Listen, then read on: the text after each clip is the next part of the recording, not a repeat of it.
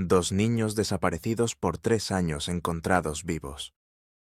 Cuando el caballo de un ranchero se negó a moverse. Decían que las tierras áridas de Castilla no solo escondían secretos, los enterraban profundamente. Durante 3 largos años, 2 niños desaparecieron sin dejar rastro. Mateo y Carlos Navarro se desvanecieron como humo, dejando atrás a una madre que dejó de dormir y un expediente que nadie abría ya. La gente decía que la tierra se los había llevado. La gente decía que todo había terminado. Todos creyeron esa historia. Todos excepto un viejo ranchero silencioso y un caballo que nadie quería. El calor de ese día era cruel. No descansaba sobre la tierra, la cazaba. El aire olía a salvia seca y tierra quemada. Francisco Gallardo estaba junto a la cerca norte de su rancho. Una mano enguantada sobre un poste de cedro que llevaba años seco. A los 67 años, Francisco se movía lento y con cuidado. Cada paso tenía una razón. El movimiento desperdiciado significaba fuerza desperdiciada, y la fuerza era algo que no podía permitirse perder. Esta línea de cerca era parte de su rutina. Alambre, postes, silencio. El tipo de trabajo que mantenía los recuerdos alejados. Desde que su esposa Marta se desvaneció en la enfermedad y luego en la muerte, la rutina era lo único que lo mantenía firme. Ella lo había olvidado antes de morir. Olvidó su nombre. Olvidó su vida. Eso le enseñó a Francisco una dura verdad. Los sentimientos no podían ser confiables. Solo las cosas sólidas perduraban. Se giró hacia su caballo. Dakota estaba cerca, moviendo la cola para espantar las moscas. Un gran caballo castaño sin brillo en su pelaje. Fuerte, silencioso, simple. Francisco lo había comprado 3 años antes en una subasta de ganado. Pagó 400 euros. El caballo estaba delgado entonces, parado en el corral marcado para el comprador de carne. Dakota no había suplicado. No había tenido miedo. Solo esperó. A Francisco le gustó eso. Tenían un entendimiento. Francisco lo alimentaba. Dakota trabajaba, sin caricias, sin palabras suaves, solo kilómetros y polvo. Francisco montó en la silla y dirigió a Dakota hacia el río Cuchillo Pequeño, o lo que solía ser el río. En 40 años, Francisco nunca lo había visto seco. Pero la sequía no se preocupaba por la historia. El río estaba muerto ahora, solo barro agrietado y orillas rotas. Cabalgaron hacia el lecho del río, donde Francisco planeaba tender un alambre.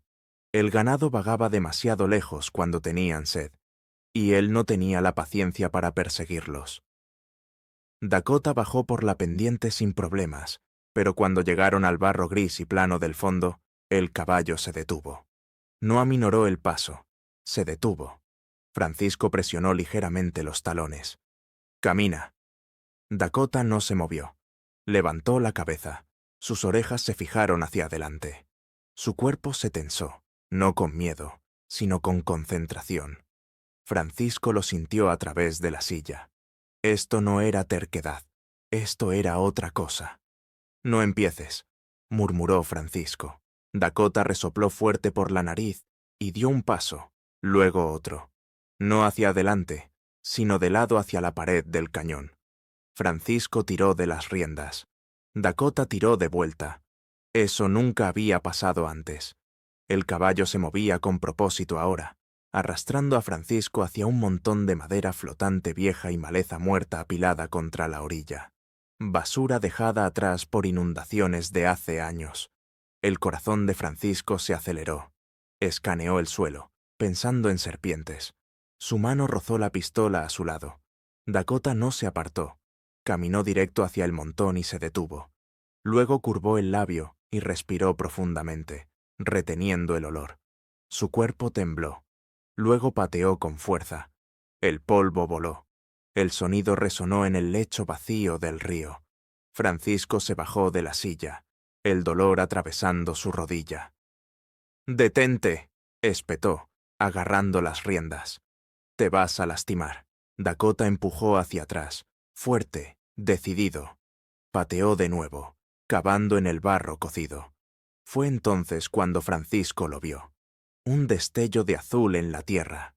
Francisco avanzó, el corazón latiendo con fuerza. Se agachó y metió la mano en la tierra suelta.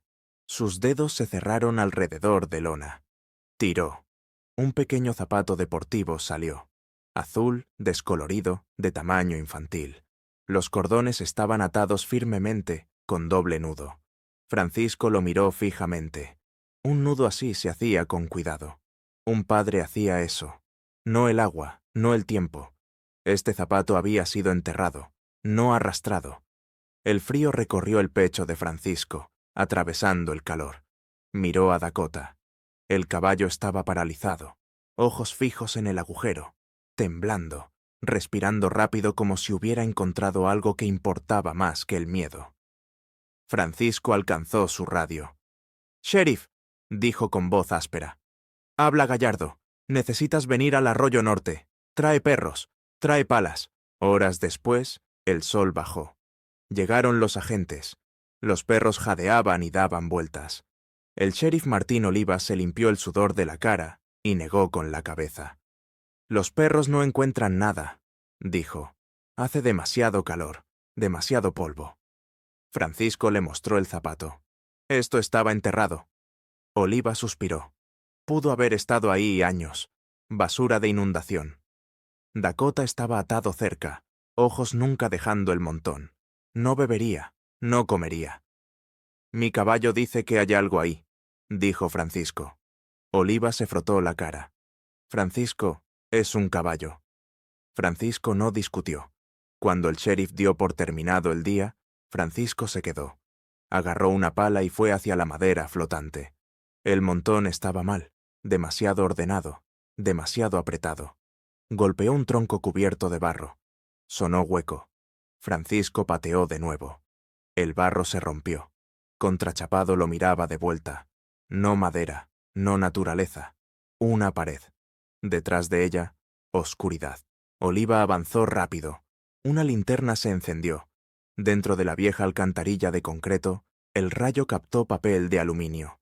Luego movimiento. Dos formas. Dos niños, sucios, delgados, vivos. El mayor avanzó, sosteniendo un palo afilado con manos temblorosas. «No disparen», dijo el niño. «Mi papá va a volver». Francisco olvidó cómo respirar.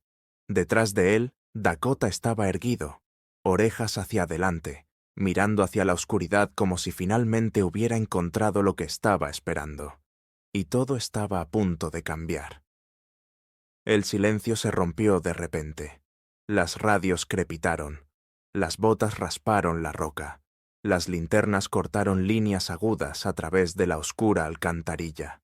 Los dos niños se quedaron congelados en el rayo, parpadeando como animales sacados de una guarida. El mayor se plantó al frente, agarrando el palo con ambas manos. Su cuerpo temblaba, pero sus ojos ardían con advertencia. «Aléjense», dijo el niño. Su voz sonaba delgada y sin uso. «Mi papá dijo que nadie puede acercarse a nosotros». El sheriff Oliva levantó las manos y dio un paso lento hacia atrás. Habló suave como hablándole a un ternero asustado. Les dijo a los agentes que bajaran sus armas. Nadie se movió hacia adelante. El niño menor estaba acurrucado detrás de su hermano. Lágrimas silenciosas cortaban líneas limpias a través de la suciedad en su cara. Francisco estaba a un lado, el corazón latiendo con fuerza. Se sentía inútil. Los había encontrado, pero no sabía cómo alcanzarlos. Los uniformes solo empeoraban las cosas. Los niños veían peligro en cada placa. Entonces, los ojos del niño mayor se desviaron. Pasaron sobre los agentes, sobre las luces, sobre las armas. Se posaron en Dakota.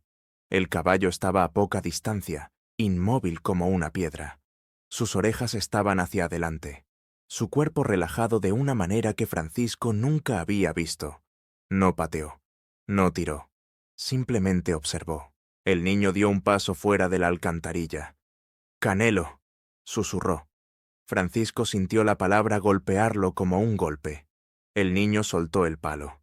Caminó hacia adelante lento e inseguro. Los agentes contuvieron la respiración. Nadie lo detuvo.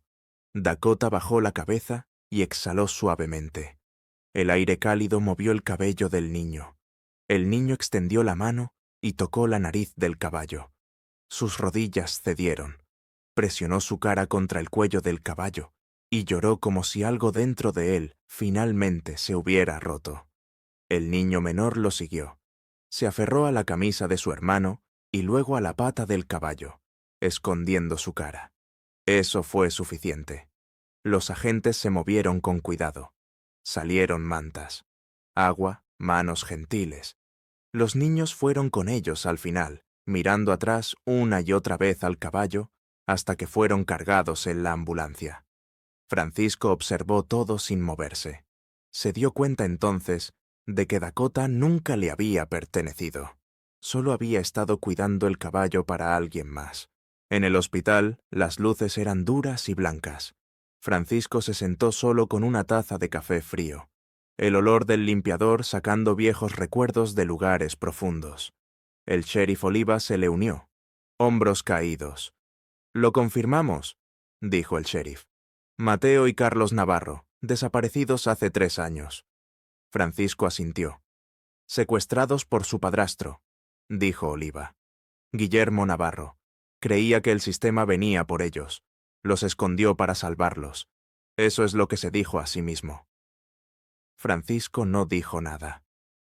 «Los niños piensan que es su protector», continuó el sheriff. «Piensan que su madre está muerta». Las palabras cayeron pesadas. Una mujer corrió al hospital. Se veía pequeña y desgastada, como alguien que había cargado dolor demasiado tiempo. Cuando le dijeron que sus hijos estaban vivos, su cuerpo se dobló. Sin alegría, solo liberación. Francisco no observó la reunión. Conocía ese dolor. Amar a alguien que ya no te conocía era una herida que nunca cerraba. «Dicen que el hombre viene esta noche», dijo Oliva en voz baja. «El niño dijo que trae suministros después del anochecer». Francisco se puso de pie. «Voy de vuelta al rancho». «Es una escena del crimen», dijo el sheriff. «Es mi tierra», respondió Francisco, «y mi caballo todavía está ahí». Esa noche, la luna era delgada y afilada. Los agentes se escondieron a lo largo del lecho del río. Francisco esperó en su porche, rifle cerca. Dakota caminaba inquieto en el corral. Seguía llamando hacia la oscuridad, alto y agudo. Justo después de las 2:00 de la mañana, la radio crujió. Camioneta avistada, saliendo de la carretera. Francisco se puso de pie y observó las luces delanteras rebotar a través de su pasto. La camioneta no aminoró la velocidad. Dejó el camino y cortó directo hacia el río. «Nos ve», alguien gritó. «Está huyendo». Las luces viraron. El metal chilló. La camioneta desapareció en un arroyo seco con un choque violento. Francisco no pensó. Corrió hacia Dakota. Se montó sin silla y lo apuntó hacia el sonido. El caballo saltó hacia adelante, rápido y seguro, llevando a Francisco a través de la salvia y la sombra hacia lo que esperaba adelante. Dakota llegó al choque antes que las sirenas. El camión semillacía de lado en el arroyo, vapor silbando en el aire frío de la noche. El metal gemía mientras se enfriaba. Francisco se bajó del caballo con el rifle en las manos y se movió lento. Un hombre salió tambaleándose de la cabina, grande, sangrando, temblando. Guillermo Navarro no corrió hacia Francisco. Corrió hacia el río, hacia el lugar donde su mundo había vivido durante 3 años. «¿Están a salvo?», gritó Guillermo. «Por favor, dime que están a salvo». Se dejó caer de rodillas en la tierra a 3 metros del cañón del rifle. Sus manos estaban vacías. Su rostro estaba destrozado por el miedo y el dolor, no por la ira. Francisco había matado hombres en su juventud. Conocía la diferencia. Dakota avanzó antes de que Francisco pudiera detenerlo. El caballo bajó la cabeza y empujó el hombro del hombre. Guillermo levantó la vista, ojos abiertos. «Canelo», susurró. Agarró las patas del caballo y presionó su cara contra ellas, sollozando. El sonido era crudo y roto. Dakota no se movió. Se mantuvo sólido, ofreciendo peso y calidez, sosteniendo al hombre cuando nada más podía. Francisco bajó el rifle. «Están vivos», dijo Francisco. «Están a salvo, pero se acabó». Las sirenas se hicieron más fuertes. Guillermo no resistió cuando llegaron los agentes. Se aferró al caballo hasta que lo apartaron. Los días que siguieron fueron ruidosos y llenos de gente. Llegaron camionetas de noticias. Los reporteros hicieron preguntas. Francisco los rechazó.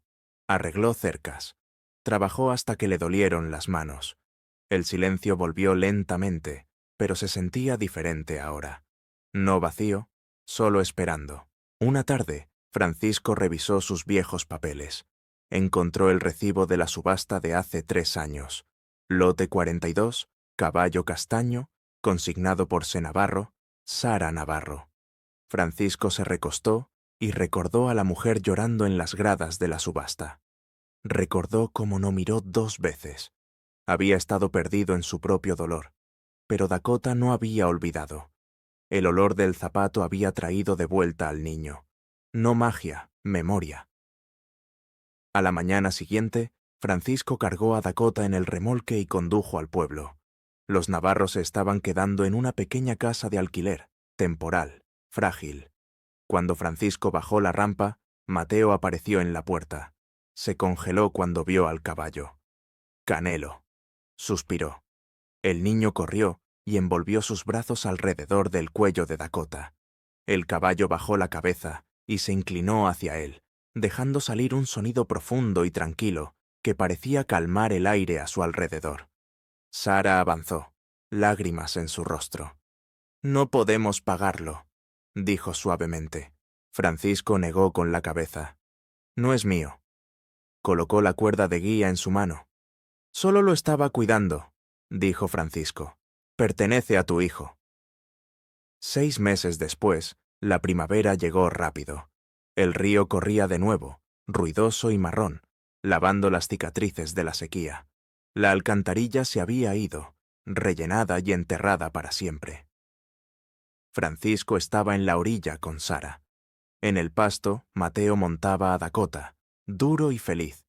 Carlos lo seguía en una yegua vieja, riendo mientras salpicaban a través del barro. No estaban curados. Francisco lo sabía, pero estaban avanzando.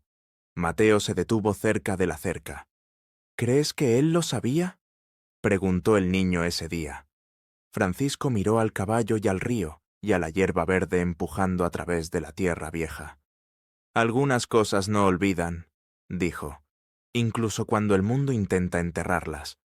Dakota bajó la cabeza y pastó,